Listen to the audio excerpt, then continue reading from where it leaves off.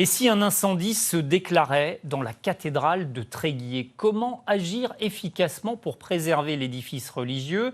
Eh bien, le mieux, c'est de s'y préparer. Pompiers et forces de l'ordre ont participé hier soir à un exercice grandeur nature, opération de grande ampleur qu'ont suivi Alice Bouton et Fabrice Leroy. 19h35 précise, l'alerte est donnée hier soir. C'est de la fumée grise avec un petit peu blanchâtre, mais assez grise et dense. Elle sort d'un petit pilier sur l'angle de la cathédrale, l'angle de la nef. Quelques minutes suffisent pour voir débarquer sur la place de la cathédrale 90 pompiers.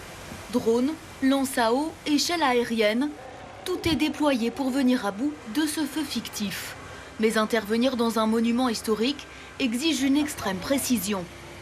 Le travail est de plus en plus délicat pour les pompiers, exactement. Sur le toit surtout? Alors non, c'est plutôt ce qui est en train de se réaliser à l'intérieur pour l'évacuation des œuvres. Où justement, ils vont devoir faire un repli pour s'écarter du risque et continuer à sortir celles qui n'ont pas encore été extraites du bâtiment. La priorité est de préserver le lieu et ses objets. Des statues et reliques de Saint-Tugdual et Saint-Yves, patron des Bretons, à la valeur inestimable.